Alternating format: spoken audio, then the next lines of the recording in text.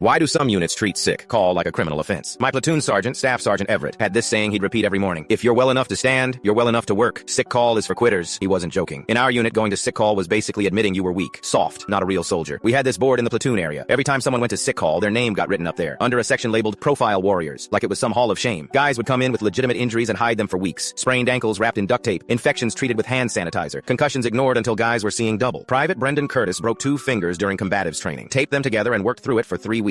Fingers healed crooked because he never got them set properly. He was proud of it. That was the culture. Toughness above everything else. Pain was weakness leaving the body. All that motivational poster garbage taken to a dangerous extreme. I bought into it completely. Thought I was hard. Thought I could power through anything. Then I started feeling off during our field training exercise. Nothing major at first, just tired. Figured I wasn't sleeping enough in my sleeping bag. By day 3, I had a fever. Could feel my skin burning up. Hands shaking when I tried to reload my rifle. But we were in the middle of important training. Couldn't look weak now. Wade and Pierce noticed. Dude, you look terrible. Your face is gray. I'm fine, I told them. Drank more water. Took some Motrin someone had in their ruck. Pushed through. Day 4, the shaking got worse. Vision started getting blurry. I'd stand up too fast and nearly pass out. But Sergeant Everett was watching everyone like a hawk. See that? He'd say, pointing at someone who looked tired. That's what quitting looks like. We don't quit in this platoon. During a live fire exercise, I could barely keep my rifle steady. Missed targets I should have hit easily. Everett pulled me aside after. What's your malfunction? You're shooting like it's your first time holding a weapon. No excuse, Sergeant. That's all you could say. Never admit weakness. That night, things got really bad. Woke up shivering so hard my teeth were chattering. Sleeping bag soaked with sweat. My heart racing like I just run sprints. Curtis found me in my tent around midnight. Holy shit, you're burning up. We need to get you to the medic. No, I whispered. I'm not going on that board. I'm not a profile warrior. You're being stupid. You could have something serious. I'll be fine by morning. I wasn't fine by morning. Could barely stand for formation. Everything was spinning. Everett was doing his usual inspection, walking down the line, looking for signs of weakness. Got to me. Stared at my face. You look like hammered garbage. When's the last time you hydrated? This morning, Sergeant. He leaned closer. His eyes narrowed. Your skin is yellow. That's when my knees gave out. Just collapsed right there in formation. Last thing I remember is hitting the ground and Everett yelling for the medic. Woke up in a hospital bed 2 days later. Turns out I had a severe kidney infection that had spread to my bloodstream. Sepsis. The doctor said if I'd waited another 12 hours, I probably would have died. My kidneys were shutting down. Needed IV antibiotics and 3 days of intensive care. When I got back to the unit a week later, I expected to see my name on that board. Expected the shame and harassment that came with being a profile warrior. Instead, the board was gone. Just empty wall where it used to hang. Curtis told me what happened. After the medevac helicopter took me away, Sergeant Everett had gone back to the command tent. Didn't say anything to anyone for an hour. Then he came out, walked straight to that board, ripped it off the wall, and threw it in the burn pit. Called formation that night. Told everyone that the sick call policy was changing immediately. Anyone who felt sick needed to go get checked out. No questions asked. No shame. I almost killed one of my soldiers because I made him afraid to get medical help, he said. That's not toughness. That's stupidity. The culture shifted overnight. Guys started going to sick call when they needed it. Caught problems early. Actually healed properly instead of letting injuries get worse. 3 months later, our unit had the lowest injury rate in the battalion. Turns out when you let people get medical care, they actually perform better. But here's the thing nobody talks about. Sergeant Everett put in his retirement paperwork the next week. 22 years in the Army. Could have made Sergeant Major. He left instead. Told me at his going away party that he couldn't live with almost killing a soldier over a stupid board and a toxic policy. Last I heard, he's working for a veterans health organization now, specifically helping soldiers with PTSD get treatment without fear of career consequences. That kidney infection damaged my kidneys permanently. I'm at 70% function now. Will be for the rest of my life. All because I was too afraid to admit I needed help.